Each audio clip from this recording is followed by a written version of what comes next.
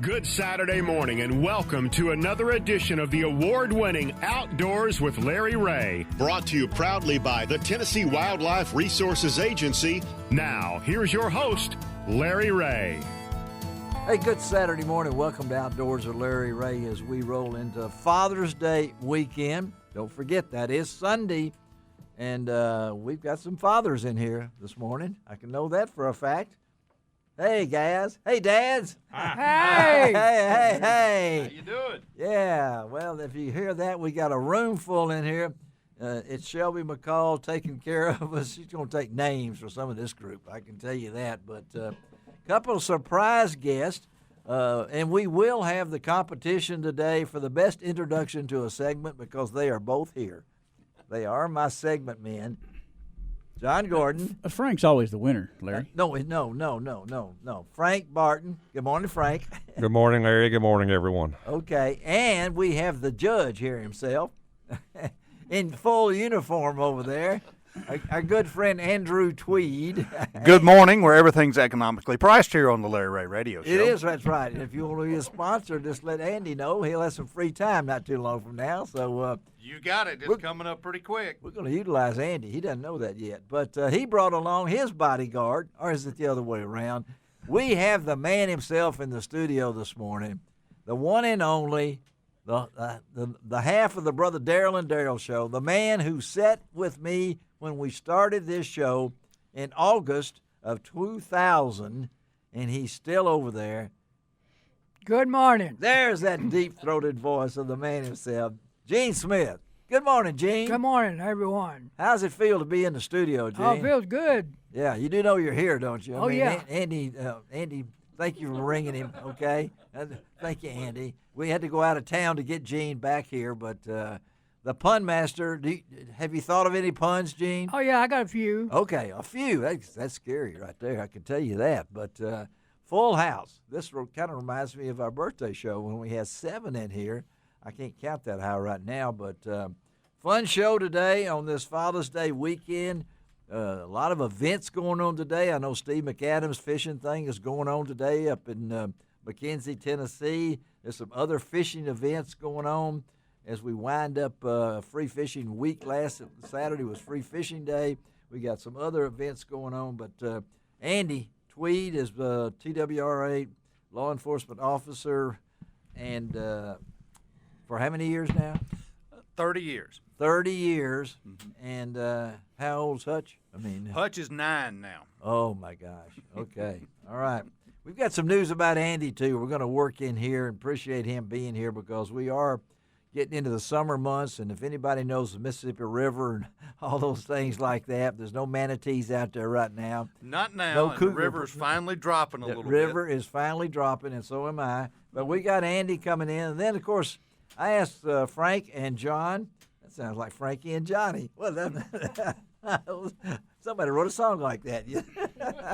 But anyway, I asked each of these guys to help me with a guest this week, and you know, Frank is the Sultana disaster, which is, Frank, it is the what do we say, the most America's greatest maritime disaster. Yes, and folks, you've already heard a multi-million-dollar facility is being built, a new museum over in Marion, Arkansas, Frank's home area over there, and Frank has been part of this, the ongoing saga of the Sultana. I think Frank has kept it alive, so to speak, and so we asked, well, Frank, how about a guest today? And we're hoping. We will have him. I just received a text message from him, and he will be with us. And tell our listeners. We have our new executive director, Jeff Kollath, from yes. Formerly of Stax, the executive director of the Stax Museum. Yes, yeah. And we've been getting questions all along for the last month or so. How did you get this guy from Stax? Well, I've looked at his and career. And we're persuasive. Yeah, I mean, we made him an offer he couldn't refuse. He loves museums, but he's going to stay on at Stax as a consultant type stuff for a while. That's what it said in the press release. Yeah, right. And Shelby knows all about this. But so we're going to have Jeff on with us. And then finally, Marty said, "I've hurt her feelings because we haven't had any West Tennessee tourism stuff." When I asked her if she'd come on, she said, "I thought you forgot about me." But we will talk to Marty Marbry. She does have the longest title of anybody on the show, West Tennessee Division Manager at Tennessee Department of Tourism. That's why Marty has no T-shirts or anything, because they can't get that on the T-shirt. But and then John Gordon, I asked John, and John stepped forward. I think this is going to be really interesting. Who we got coming up? Oh, Dr. Jared Henson. He's our ecosystem services and sustainability manager. Great thing, I've known Jared for years back in my Avery days.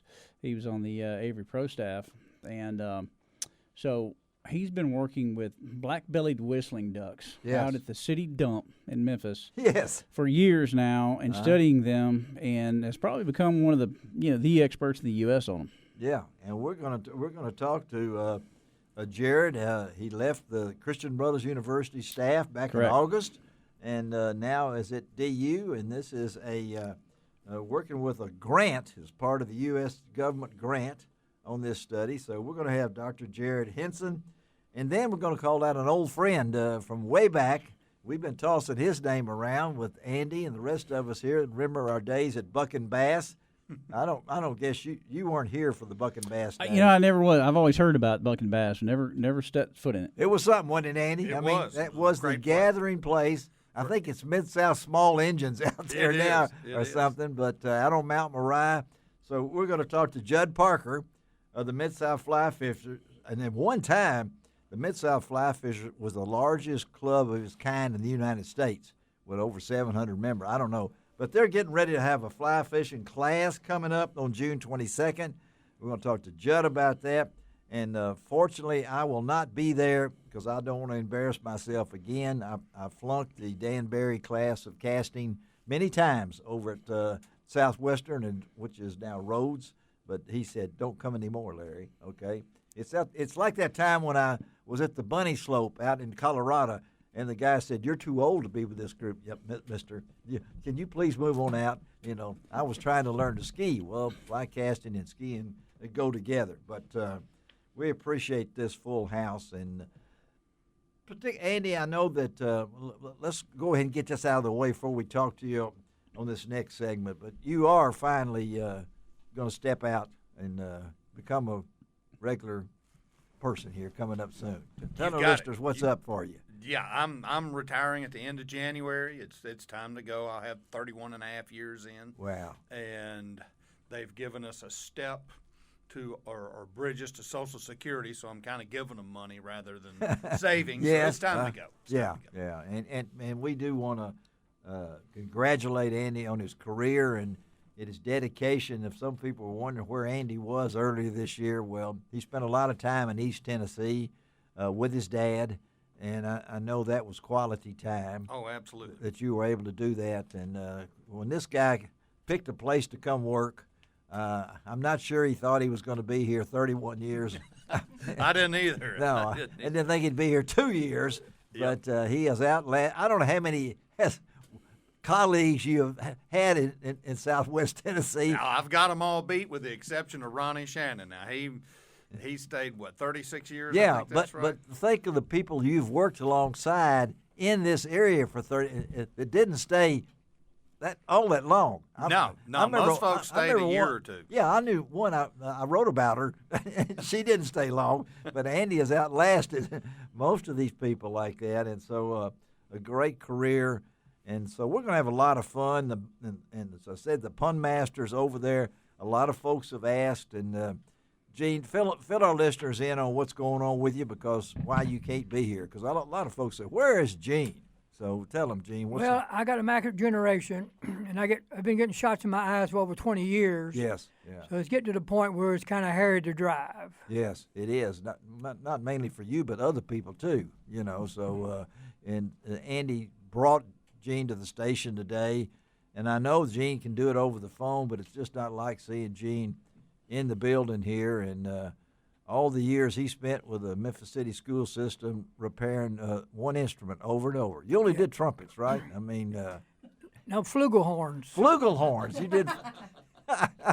No, you worked for the city schools for how long, Gene? 45 years. 45 years. And I've been with TWRA 40 years. Yeah, well, at the city schools, they didn't know you were still there for 5 years. 10-4. I mean, because Gene was doing his job, and then we get the retired businessman over there working his dog. So bring us up to date with you, Frank. What you got going? Well, the summer doldrums have hit, so we're at early morning training. Get up at daylight, or be out there by daylight and train for a couple hours, and then that's about it. But you've qualified 2 dogs for. Both my dogs are qualified for Master Nationals, so and I'm doing a little bit of a few judging assignments between that's then in and Paducah now. later this year. The event will be in Paducah, Kentucky, closest one it's ever been. And of course, John Gordon here. He's got a title. I kept calling him Senior Communications Man, and now I've already forgot the title is. It is what now? What is your title again? I'm the Media Productions Manager. Media now, Production Manager. Mm-hmm. So right now we're in the planning stages for a lot of things too. Yeah, but July 1st, DUTV year That's 27 right. Yes. airs Year on the 27? Sportsman Channel. Yeah, year 27 Wow. is coming out. I just reviewed the first episode yesterday. It was a teal hunt we did in Texas last year. It was pretty incredible. You were talking about dogs. My Golden Buster is prominently figures into that episode, and so there'll be no living with him now. I mean, he's going to have a fan club, and we'll have to be signing autographs. I don't know. We'll have to pull out the picture of John and Buster together, or is it Buster and John? I think it's Buster and John. I think it's Buster and John. All right, let's take our first break. Come back on Outdoors with Larry Ray. Andy Tweed, we're going to talk a little talk with you, buddy. We'll be right back.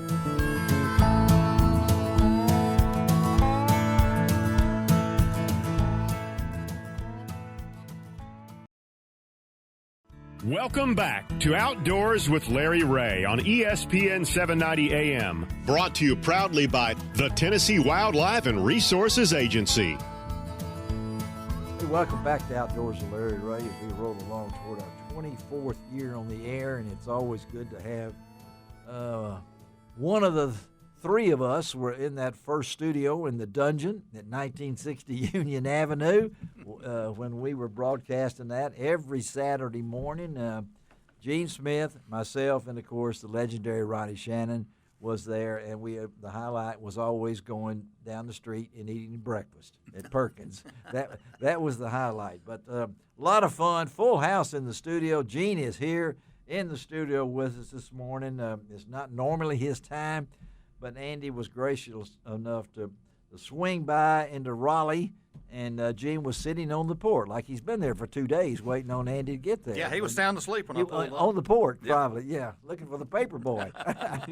Anyway, but got Andy Tweed, Gene Smith, and, of course, our co-host, we got him here, sitting right next to you, sharing a microphone, John Gordon and Frank Barton. But before we go to Andy here, I do want to thank everybody for all the prayers and everything. I got a good report from my wonderful cancer doctor, Dr. William Walsh, on Monday. I come back in 3 months, but I don't have to have another scan for a year. And then I do not have a hernia, for all y'all that was thinking of that. But I know that for a fact because I was double-checked Monday. And when my doctor said to drop my pants, then he asked me, "That is your wife over there, isn't it?" I said, "Yes, it is." He said, "Well, somebody brought the Sunday school teacher one time in here, and I wanted to make sure before we dropped your pants." But anyway, only on radio will you hear that. Visualize that. Frank is over there just shaking his head. I hear it, Frank. Not your head, but while you do it. Andy. Yes, sir. Good to have you here, man. Good to be here. 30 years. 30 years. Be 31 in October. All right, so I've got to ask Andy Tweed. We were talking about how many people he's been through here that have worked with him and quit him on the job, stayed a while, double parked, and everything like that. The opportunity to leave this place, I'm sure, in all these 30 years, you could have moved on. Oh, absolutely. Why? Why did you stay, Andy? I've been toying with that idea for 30 years. It probably says something about how dense I am. No. So, because you got to remember, I crammed a 4-year degree in 8 years. You did, yes. Yeah. So. And they still talk about it. That's still a statue. Yeah, of me. they ran going to build a building after you, but they couldn't find the blocks. But no, I mean because I don't know.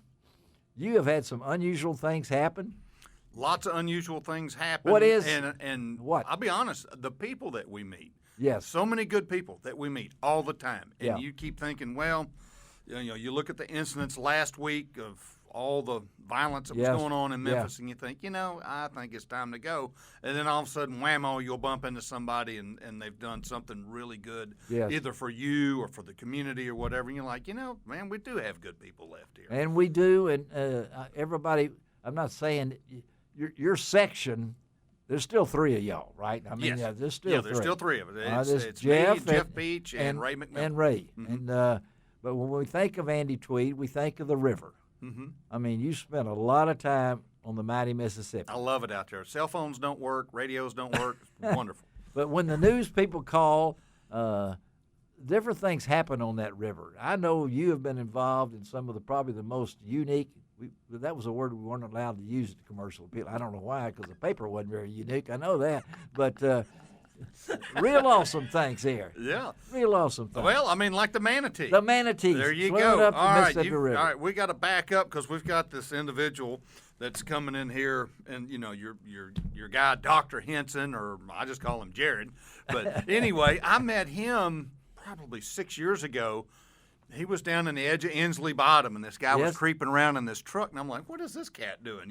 So he's up to no good. Man, I get up there on him. He's like, we're working on the wood. We're working on wood ducks and black belly whistling ducks." I said, "Awesome." So I've known, so I bump into people like that. Now he's with Ducks Unlimited, which is great. Yeah. So I've made a good contact with Mr. Henson. Yes. And but you want to know, I hate to steal his thunder, Yeah. but after Katrina hit, all of a sudden here's these weird looking Eurasian collared doves in everybody's backyard. Yeah, there you and go. then, Yeah. And then we were still working boating at the end of September and October in McKellar Lake, and on all the grain barges as they bring them in and they're getting ready to load them up at Cargill, here's all these pigeons sitting there on these open grain barges and about 50 whistling ducks.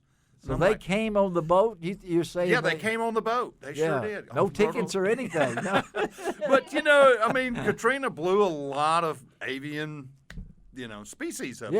Yeah. And lo and behold, I guess they liked it here, and they started breeding here and coming back every year. And then somehow Jared picked up on this. He's been doing his research projects, and now that I know what I'm looking for, I see them all the time. And also like bald eagles, they were really yes, yeah. They weren't rare here, but if you saw one a month, you were like, "Holy cow, there's a bald eagle!" Yeah. I see them every day. I see them every day here. That's I was amazing. riding around the 240 loop, and there was 2 of them flying by the old the drive-in and with that big mulch yard off of right by Covenant Pike. There was 2 flying there the other day. So we've got them. There's 2 every day, and I'm sure it may have been the same 2 at Shelby Farms right there by Ketchum Lake. I've seen those. They sit there Yes. every day. Yeah. You can count on. Right by Ketchum Lake. And again, we're talking to Andy Tweed, who's been at his post, so to speak. I mean, his 8 to 4 job. You got it. Yeah, I mean, That's 8 in the it's morning really from simple. 4 the next morning. But no, talking about other things that get kind of crazy around here. When I first got here, we got a call about an alligator. Yes. A dead alligator in somebody's front in their driveway. So sure enough, we went there, and it was a very large alligator.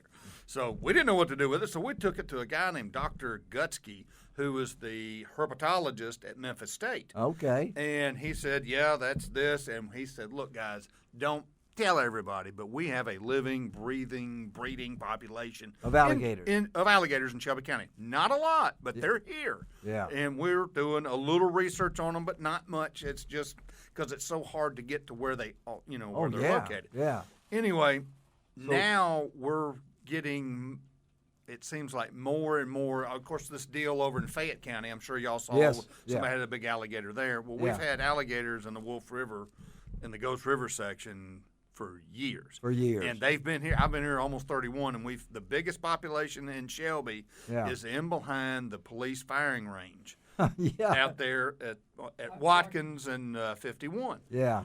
So, I mean, they're there. We got but, it's just nobody's been eaten by one in 31 years, but think about how many people have been shot here. Just throw that out there. And don't bring any of those Florida those pythons up here. No pythons, no alligators, no crocodiles. How about cougars? Leave all that. How about cougars?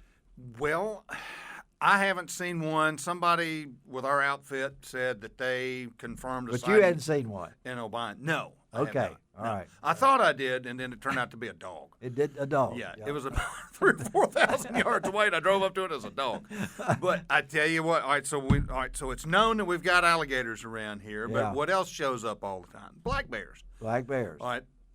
The White River Refuge is roughly 155, That's 160,000 right. They swim across acres. that river. It's, right there at Helena where it dumps in. Right. Anyway, there's, 150 or 60,000 acres over there that, encompasses in the refuge. Yeah. It is to capacity with black bears. Yes. Absolutely full. So what's happening now? They're swimming the river.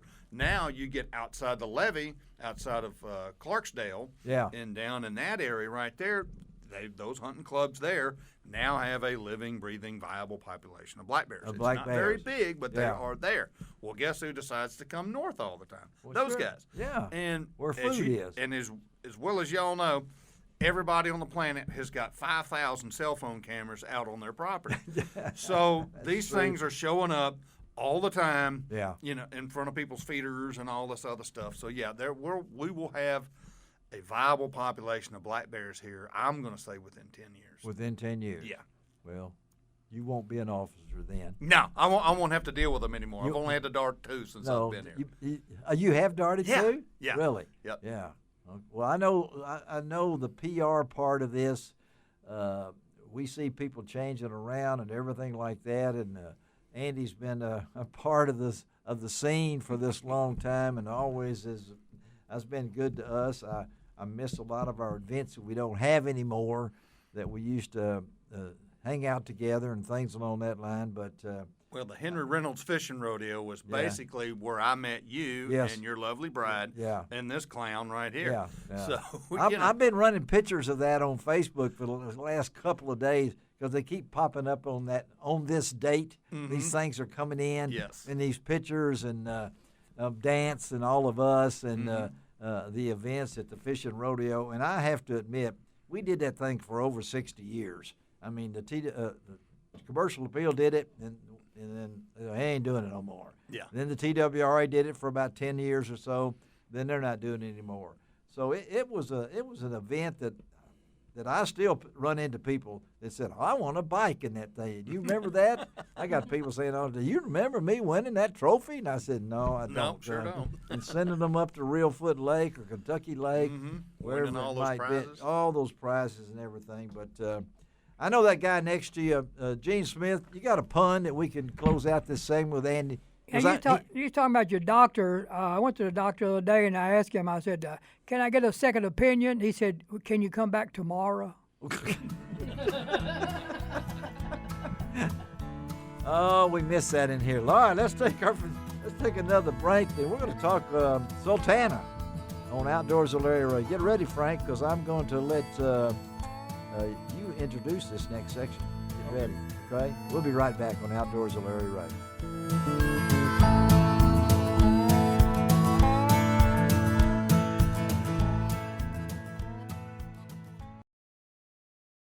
Welcome back to Outdoors with Larry Ray on ESPN 790 AM. Brought to you proudly by the Tennessee Wildlife and Resources Agency.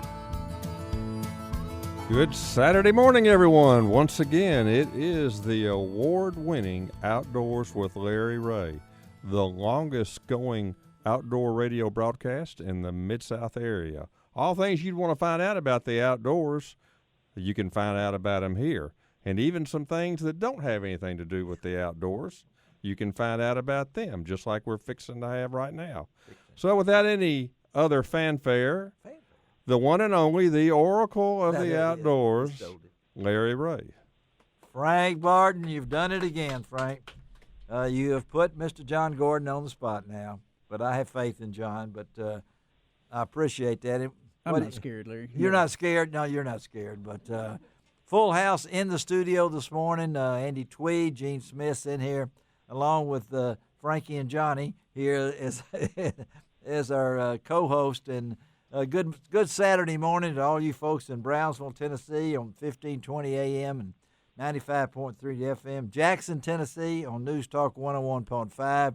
And this is throughout the Mid-South. And this next guest, of course, I'm a history buff. I love it when Frank starts writing about the Sultana on Facebook. And Frank has been involved in this because of the family connection, right, Frank? I mean, got you going. My great-great-grandfather was one of the rescuers. And we know that there is a museum. The money has been raised. The old building is down, I assume, by now. We're still doing renovation and a little bit of demolition. Okay. On the old building, and they're starting on the front, the new front, which will be out there on Military Road in Marion. So we are coming along. Our plans are to be open in April of next year. Wow. And your plans now include, you do have a leader. We are most excited. We had an extensive search for an executive director, somebody that would lead the effort, because we're just a bunch of local folks, and we had a vision about what we wanted to do, but certainly no expertise. And so we looked high and low, and you didn't have to look too far. And lo and behold, yes, we found somebody right in our backyard, and he's got some pretty extensive museum background. So I want to let you take it up from here and introduce Jeff. Well, I'm really happy about this. You're maybe asking about, well, how does this fit into Outdoors with Larry Ray? Well, I think we've talked enough about the Sultana over the years, and it happened. And Frank, that was in what year? 1865, April 27th, 1865. Wow. And we're still not sure how many people lost their lives. We'll never know exactly. Over 1,500, we can say for sure. That's a good place to be. And we want to welcome to Outdoors with Larry Ray, a man that you folks know out there from the music industry, and is well known, has spent the last 9 years as the executive director for the Stax Museum of American Soul Music in Memphis, and he is now on board as the new executive director for the Sultana Historical Preservation Society's museum, and that is Jeff Kollath. Good morning, Jeff. Hey, good morning, guys. Hope you all are doing well. It's a pleasure to be with you. I've been on a NASCAR show before. I've been on Sports Talk, but I've not been on an outdoors show before. So I'm glad to be joining you. Well, we're glad to have you. Let's talk about this. Appreciate you taking time on this Saturday morning. This had to be a decision you looked at. You've been there 9 years at Stax. And yep, almost 9 years to the day, actually. And you look at this and say, well, I could have spent another 9 years at Stax. What was the drawing card to move over to Marion, Arkansas for this wonderful multi-million-dollar facility that's being built over there? Well, working at Stax has been just a remarkable experience, and the relationships I've formed with the people here and the work that we've done, it's been incredible. And I think for me personally, it's always looking for new challenges, and also just looking for compelling stories to tell. And it doesn't get much more compelling, especially here in the Mid-South, than the story of the Sultana. And in talking to the board and doing my own research, and and talking over obviously with friends and family and so on, it just really struck me how much we can do by telling this story, in really paying honor to those who lost their lives, but also to those who have kept the memory of this tragedy alive for almost 160 years at this point. Be 160 years next year.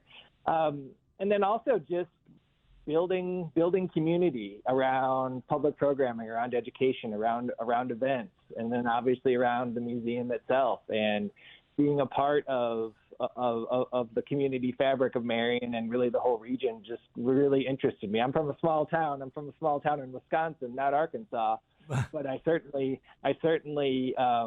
know the importance of that, understand the importance of that, and Memphis has been great. And Memphis is a lot of times the biggest small town in the world. It is. That's right. Yeah. But it's just something about this story that just really drew me to it, and I have so much respect and admiration for Judge Fogelman and Mr. Barton and Doc Fenter and Mayor Brick and all the folks that have been on the board and have helped raise money for this project. I mean, it is not a small task. No. It's done. So I'm just honored that I get to be the one to kind of spearhead the effort starting on July 1st and bringing this project to life. Now, you're going to continue to work with the foundation, I think, at Soulsville there, right? Yeah, I'm going to help out a little bit. There's a lot of projects that I have started over the years that I feel, attached to and want to see them through to the end. But obviously, starting July 1st, Sultana is going to be my focus. And history is all you just mentioned, and I did a little background check, Jeff, on you that coming out of Wisconsin, never in your wildest dreams you thought you'd end up in Memphis at Stax, and I'm sure this was not on your bucket list for your career moves when you got out of University of Wisconsin, yeah, and some of those things. So the drawing card, I'm assuming, is storytelling, and there's so much that can be told about this disaster that maybe a lot of people still don't know about. Absolutely. I mean, the running joke between my wife and me was she would live anywhere as long as it was north of Mississippi and east of the Mississippi. Okay, yeah. Out as far as we could possibly go in either direction, and now we're just bumping across the river to go work in Marion. But no, I did Civil War history and military history for my first real job out of graduate school. Yeah. And thought that chapter of my professional life was over, and I loved it. And now here I am back, and we'll be looking at the Civil War again. And, I think it's, I think there's just a lot of opportunity in this region. I mean, nationally, certainly, too, yes. but in this region to tell these stories and to bring the Civil War and the Civil War era to life. And I think that, using the Sultana story and certainly the stories of the men that were on the boat as the starting point, there's so much that we can do. Well, I know that you had a lot of pinch moments. I think you said pinch me moments at Stax. I mean, when you get a chance to meet, but then also become friends with the people whose records you've listened to and been collecting and, obsessing over for much of my adult life, and to have people like Deanie Parker, yes. who was our final CEO but worked at Stax for a number of years, Al Bell, and other musicians, David Porter, and so on, as people that not only I know in passing, but folks that I can exchange messages with and ask questions to, and it's been remarkable. I mean, I think I've always been so curious about history and about stories and people and why things are the way that they are. And for 9 years, I've been lucky enough to have some really great people sort of answer the phone when I called or answer my email. Well, I know that our show producer Shelby McCall works out of the Concourse building at what radio station are you? WYXR. Yeah. And she's sitting there shaking her head, loving every name that you mentioned there. I was just on WYXR a couple of weeks ago, and so it's a remarkable community resource, and it does fits such a great niche, plays great music, supports local bands, and so on. They do a great job. And I know Frank. The chance to work with Jeff, and Jeff, you with the board and things. Frank, this thing is what's $6 million? What was the financial money you had to raise to get this thing going? Oh, we raised over right at $10 million, and we're still raising money. Still raising money, and this facility, I know, Jeff, you've looked at it. It's going to be a real stopping off place at the junction of I-55 and I-40, right across the river from what we know is the Bass Pro Shops in the Pyramid, and you can be in the tower at Bass Pro Shops and look over into Marion, Arkansas, and I wouldn't be surprised in the wintertime you're going to see this museum. Sure. I'll stand on top of the roof and wave at everybody. Yeah, that's what. Well, we appreciate you, Jeff, taking time to be on Outdoors with Larry Ray, and we'll definitely stay in touch because Frank's with me once a month, and you're going to have some great folks to work with over there and everything, but anytime we can be of help, let us know, but again, congratulations on what the career that you've had. I know it's going to be great when you move to Marion. You will be in God's country because that's where I'm from, okay? All right. Well, I appreciate it, Larry, and thank you, Mr. Barton, and we'll talk to you guys soon. All right. Thank you, Jeff. All right. Let's take a break on Outdoors with Larry Ray. We'll be right back. Talk tourism with Marty Marbry.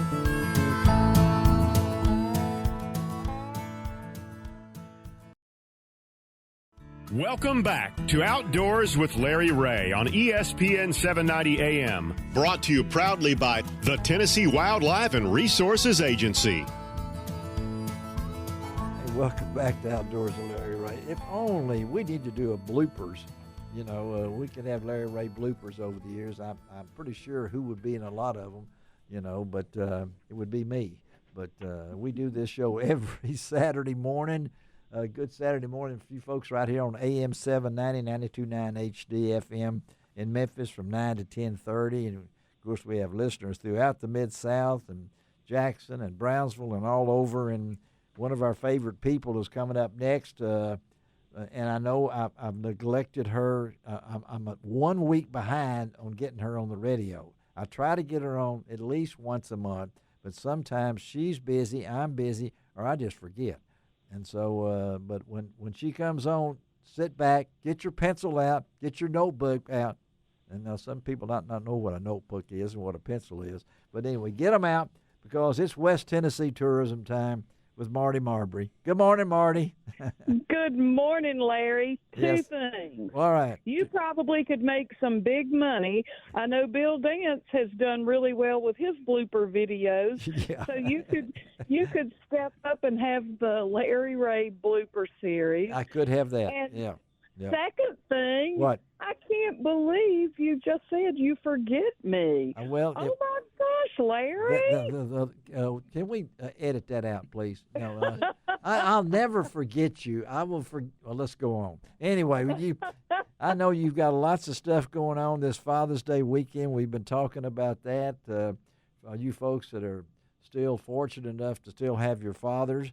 I know many of our in this room here do not have them, but we are fathers in this room. So we're anxiously awaiting how we can be treated this weekend and where we can go for the rest of June. And only Marty can tell us. Go, Marty. Absolutely. Let me just tell you. What? Not only is it Father's Day weekend, and happy Father's Day to all the fathers out there. Yes. But look out, Jackson, Tennessee.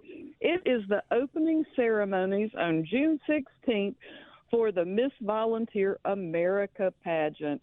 And for the next 6 days, yes, Jackson will be home to the 51 contestants vying for that title. Wow. So Jackson would be a fun place to be this weekend. Okay, gotcha. All right. And then, you know what, guys? I am just going to give you an overview. It is summer in West Tennessee. Oh, it is that. There are so many things to do. I can't name them all. So here are some ideas. You know what? Get your pen and pencil, like Larry said. I got it. I'm ready. Sports, take the time to catch one of the Jackson Rockabillies or a Memphis Redbirds game. Rockabillies? Is that that's their nickname? Rockabillies? That is their new name, the Jackson Rockabillies. I did not know about the Rockabillies. Okay, I got it. All right. Sir. Yes. Music, let me tell you, you can catch a concert at so many places. All right. There's concerts, there's Voices in the Vineyard that's in Jackson. Rhythm on the Rails, Discovery Ooh, Park that's a of good one. America. That is a really good one. The AMP concert series in Jackson, and then the Graceland Soundstage. Y'all, there's some really good music coming to West Tennessee. I got it. And then take time. I don't know if you've been, but you guys have got to go Where? to the new overlook at Fort Pillow State Park. Ooh, well, I hadn't been there in a while. Perfect. Okay.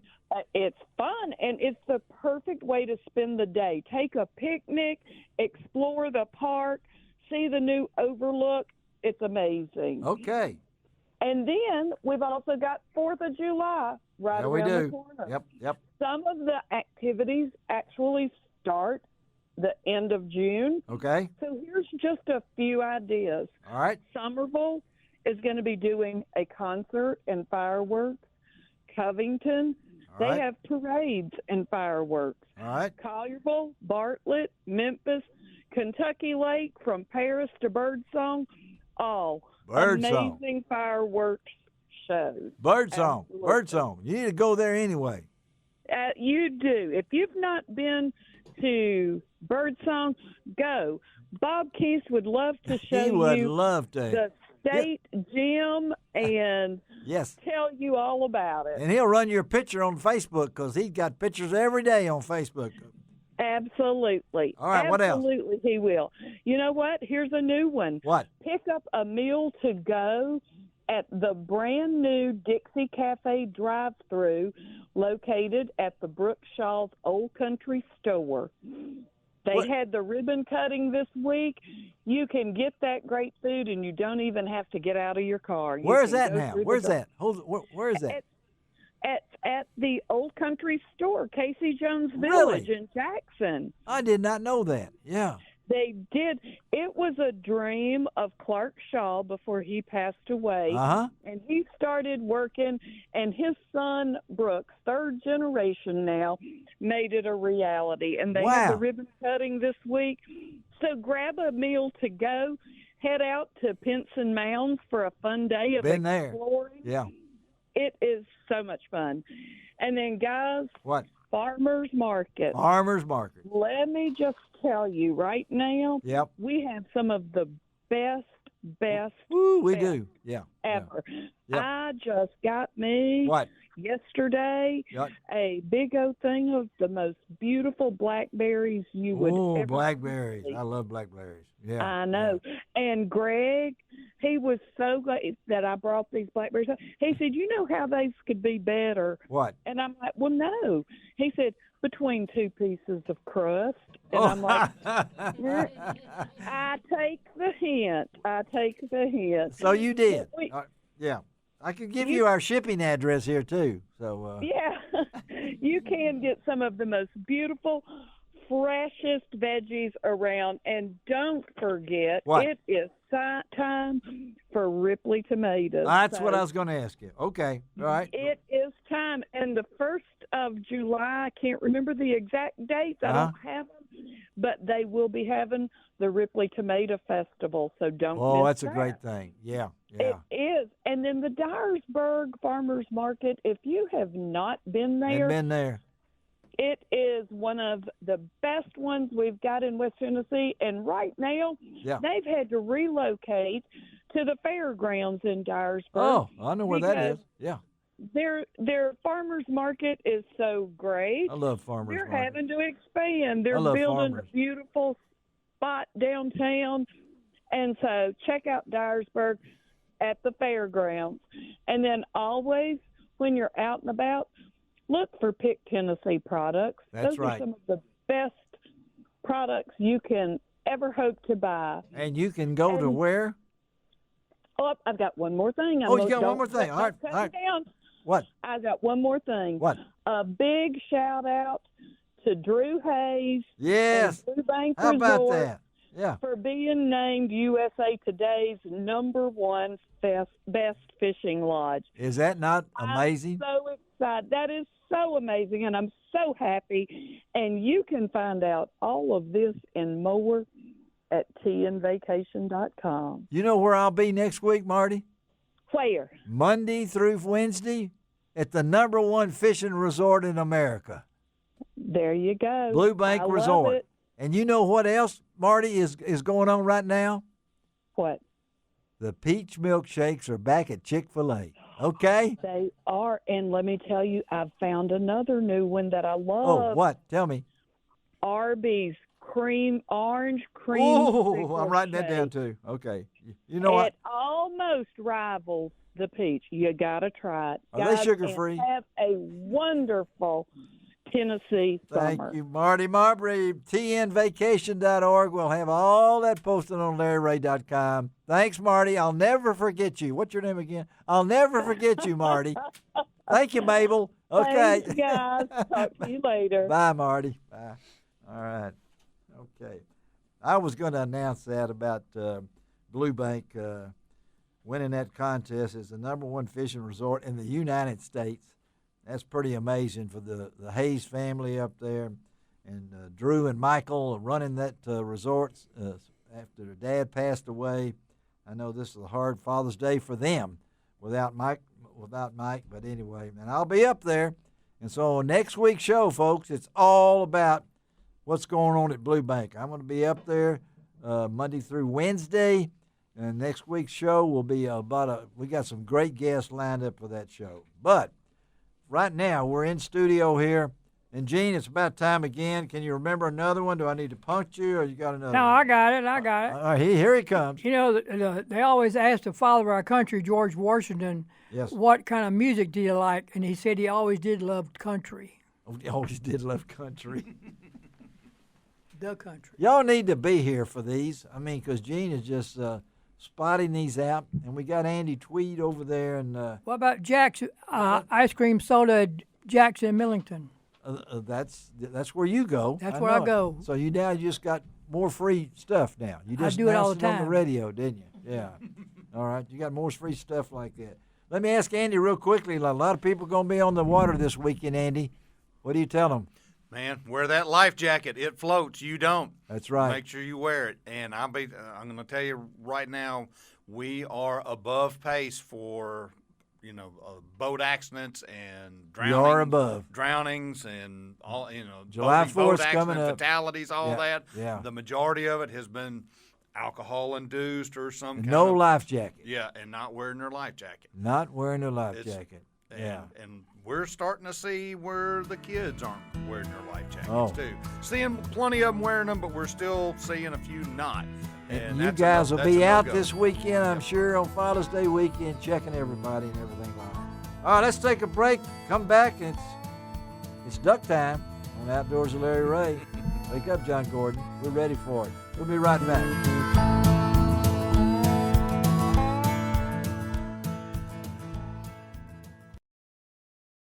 Welcome back to Outdoors with Larry Ray on ESPN 790 AM. Brought to you proudly by the Tennessee Wildlife and Resources Agency.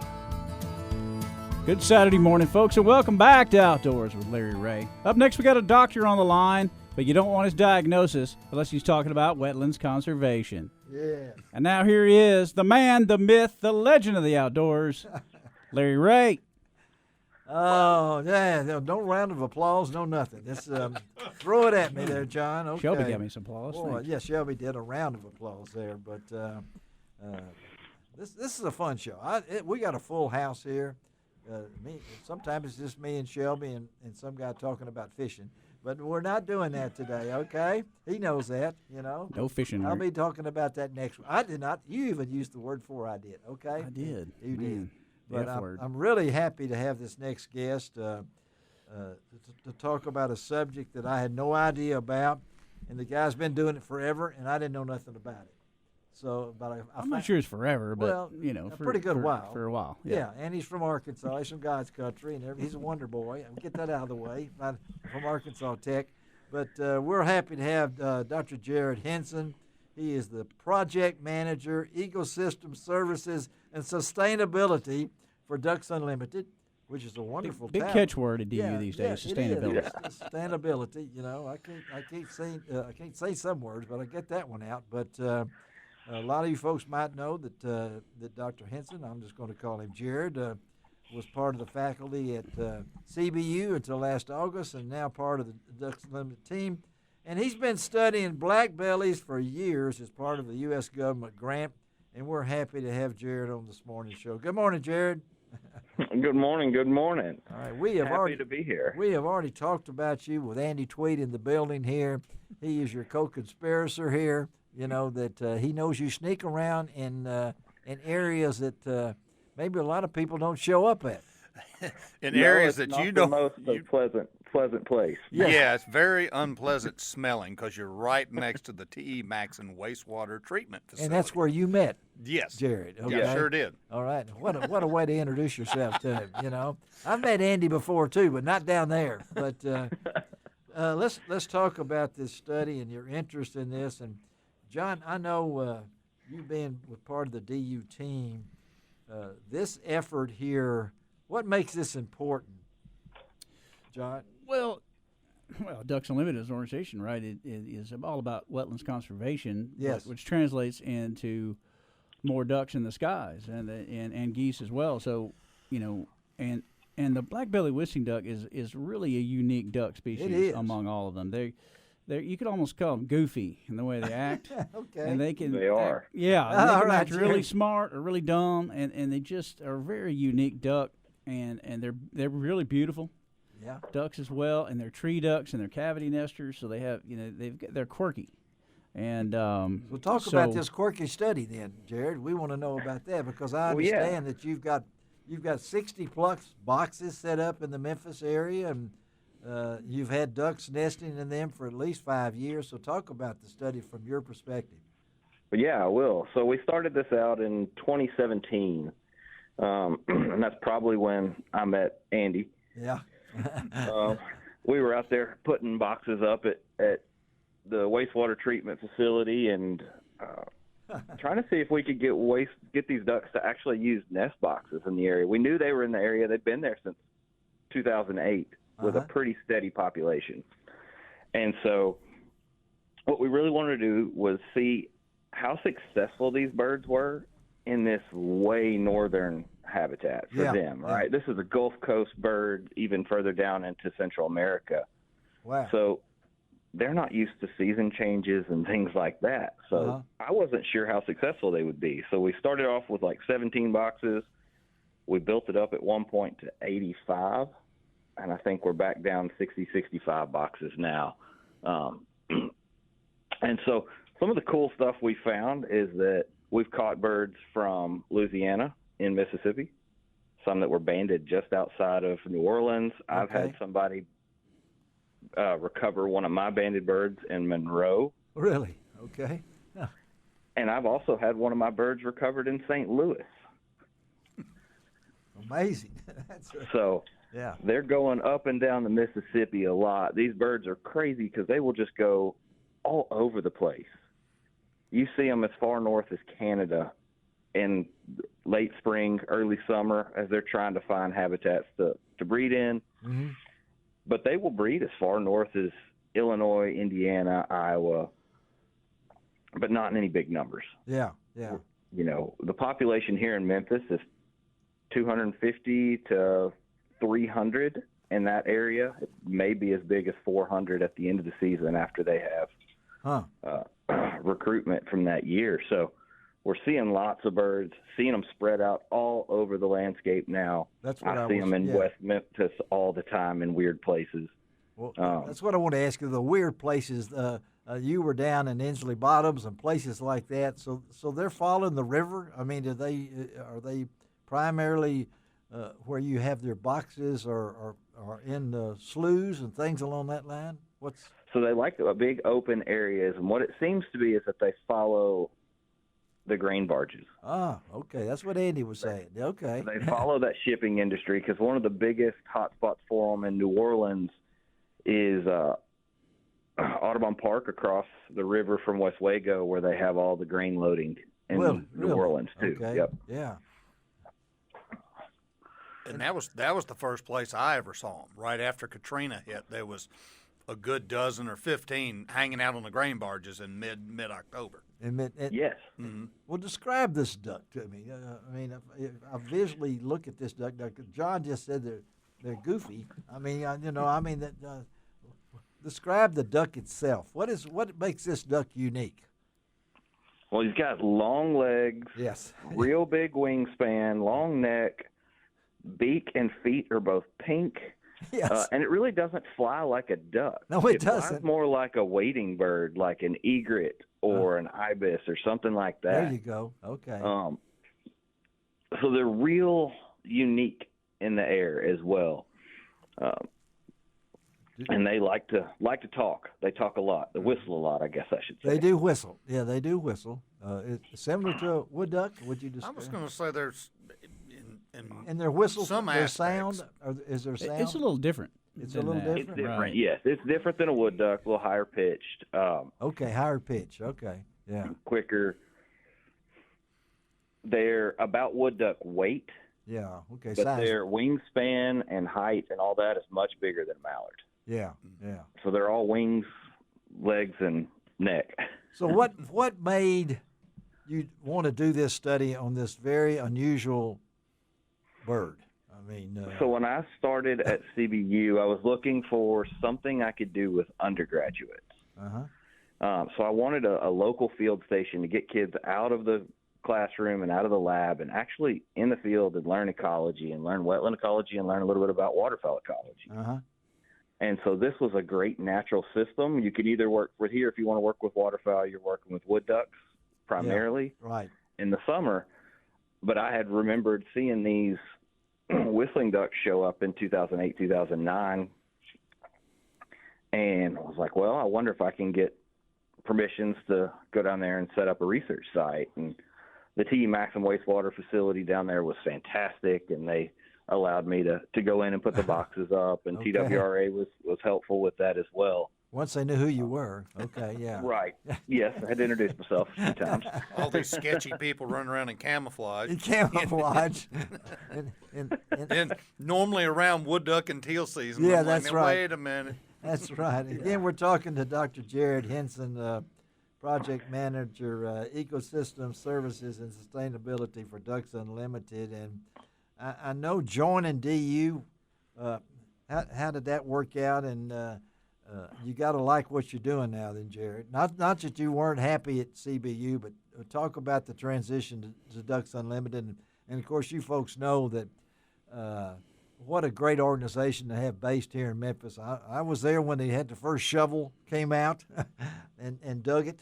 And I still don't think people realize a lot of times, John, and we talk about this, how many thousand cars drive around Walnut Grove and they see the flag and they don't know what's going on back there. But this is a major thing. So talk about your transition and joining the DU team. Yeah. So I've actually been watching DU's job boards for 2 or 3 years. So I've been wanting that. But I've been involved with DU since I was little bitty. My dad was a committee member for the Maumelle chapter and just outside of Little Rock. So I grew up in banquets and had so much fun. My grandfather was always supportive. And so I'd been looking to get out of academia and get into a more applied field and found this position opening up with the sustainability team and really thought it was a unique opportunity to jump in and help jump into a part of DU that's growing and that can help scale all of our conservation efforts.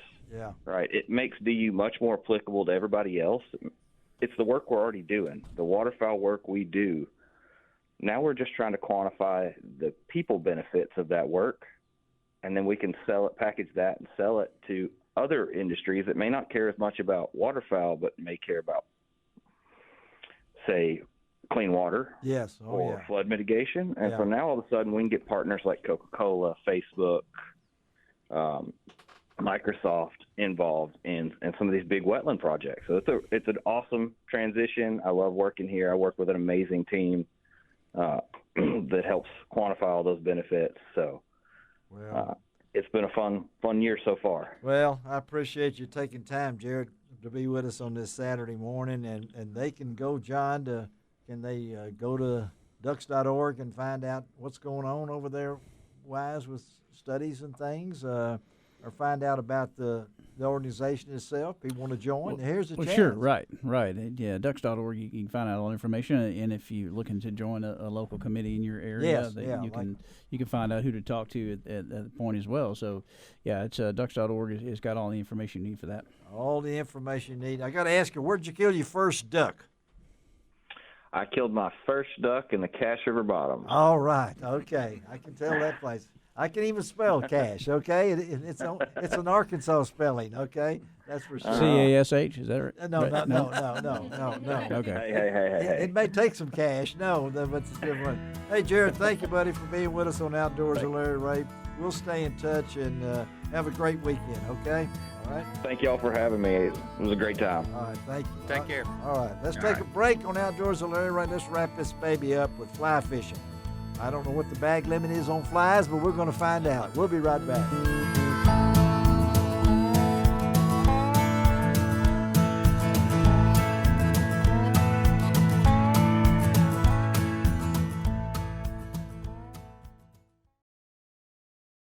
Welcome back to Outdoors with Larry Ray on ESPN 790 AM. Brought to you proudly by the Tennessee Wildlife and Resources Agency.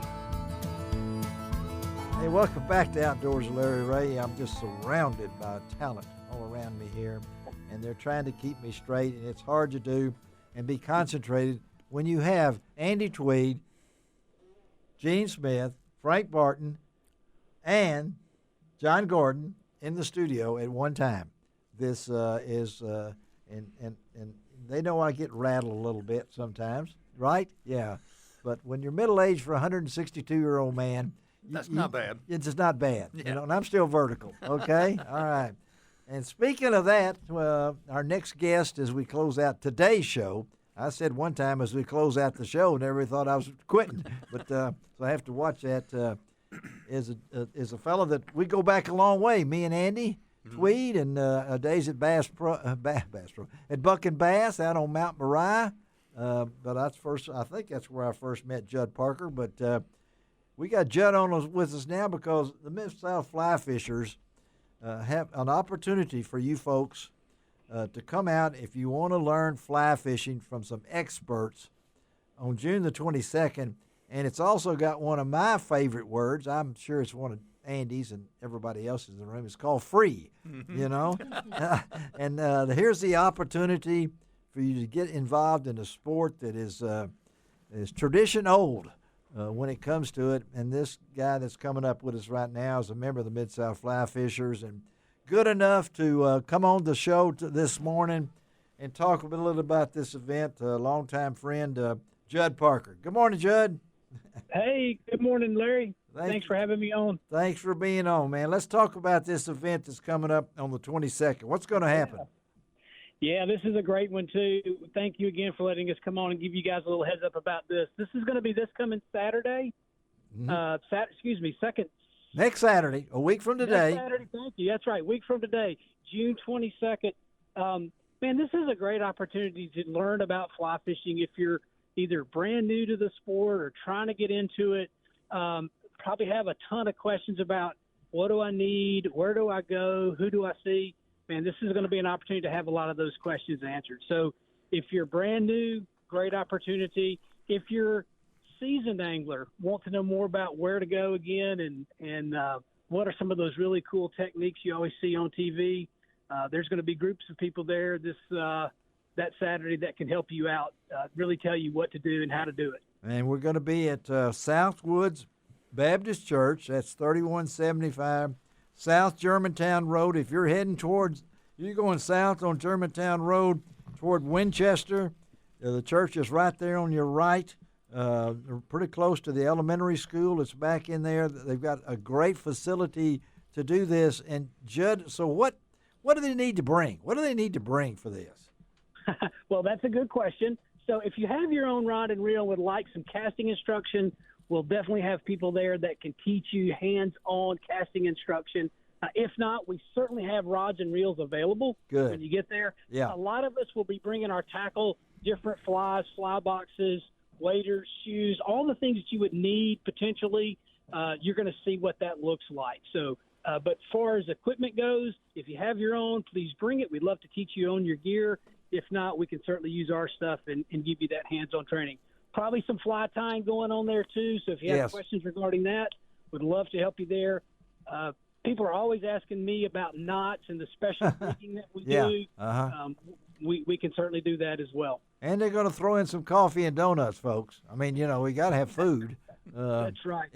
As well as water and other refreshments. But this is an event I think it's a great idea, and the location is not that hard to find, and you'll have plenty of grounds for casting, which is my number one thrill in the sport of fly fishing, because I can't do it. But I mean, other than that, I have all the basic equipment. But if you don't have any equipment, they'll take you out there.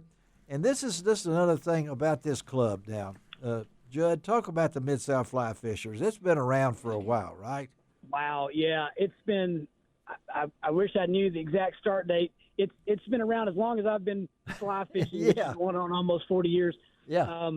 And I tell you, we've really had a resurgence, right? There's a lot of new young folks really getting into this. Yes. A lot of ladies are really diving into this. I know in February we had two guys out of Colorado that came and spoke to us. Yeah. It was an awesome event. And, again, more ladies getting into it.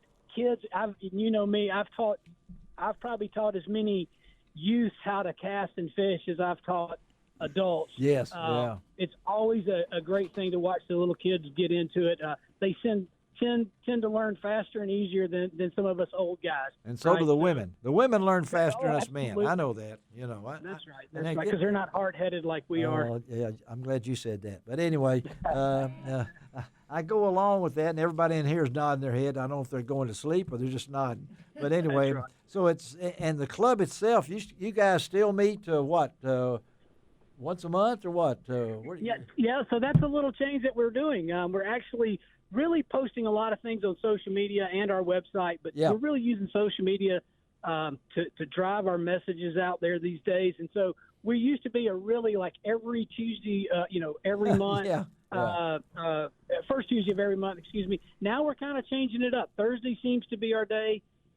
We are meeting almost every month, but we're not just doing that normal meeting. We're always doing some kind of really, really cool event. And you can find them on their Facebook page is really full of information. That's where I, in fact, found out about the event itself before I talked to Drew Harris. And we're going to try, and Judd just put that spark under the club members that we want to be able to convey information about the Mid-South Fly Fishers on this show as often as we can, because you guys, I know at one time you were one of the biggest clubs in America. I don't know. That is a true statement. Yes, at one time, and then a river runs through it, and Robert Redford and everything went nuts for a while there. But so how do they get information about the club? Go to the Facebook page. Is that the best thing? Yeah, certainly Facebook will definitely get you hooked up. Instagram, it will as well. But we're still tried and true on our website at MSF. Let me start over. Yeah. MSFF.org. Yes. To go to this event on the 22nd, it is free, but we really want you to register so we know how many people. That's what I was going to say. Yes. Yeah. If we can have you guys register up, that would be ideal for us, and you can do that on MSFF.org. And we'll have this posted on LarryRay.com. For all you folks out there, too. Judd Parker, thank you, man. Good to talk to you again. Good to talk to you, Larry. Let's stay in touch, okay, buddy? All right. Watch that Andy Tweed over there next to you. Andy's we've already put tape over his mouth. All right. Thank you, Judd. Take care, Judd. All right. Thank you. Bye. All right. Appreciate you guys being with us today. And, Gene, good to see you over there, buddy. Glad to have you in here. I miss you. On that first Saturday, you and your buddy from Lexington, Tennessee, Mr. Gabbert, and Gene will be back with us on that first Saturday in July, which will be here before you know it. And any words of wisdom as we pass around through here today? July 1st. No wisdom, July 1st, UTV, year 27. The Teal Show from Texas. The Teal Show from Texas, my old stomping grounds, Your El old Campo. stomping grounds. Will be on the Sportsman Channel. All right. And, it's good stuff. All right. And Frank, you're traveling. You're doing some judging and training now, right? Training is early and quick. And what this about time of year? And the museum? If people want to drive over and see what's going on, we have the small museum. Yes, it's still there. Open. Yeah, it's over at the courthouse, and come over there and get an eye, look at what we have now, and then you can see what we're going to be when we grow up. And you can go to the two other major attractions over there. Shake Shack being one. The Shake Shack being one, and the other one is the what? Talking about Barton Equipment Company? Yes, I am. I was going to see if you didn't say that 22-story building, I was going to get nervous over here like that. Andy, thank you, buddy. Yes, sir. And we'll be talking to you. We still got a little bit more time. I was getting nervous. I said I got to get Andy on before. We've got another couple of months. Okay, left. we'll work on that. But tell everybody to be safe this weekend. Wear those life jackets. And make it a happy Father's Day for everybody. You got it. A safe and happy Father's Day. I'll talk to you on the radio in first Saturday in July. Okay, man? Yes, sir. Be there. I'll be there. Let me tell you about next week's show real quick. Of course, I'm going up to the Legends of the Outdoors Media Camp at Blue Bank Resort, as we just said, named as the #1 fishing resort in America. On Reelfoot Lake next week, and we'll have our co-host will be Legend of the Outdoors founder himself, Gary Mason. Going to have a lot of guests on that show from some of the guides that are going on up at Blue Bank.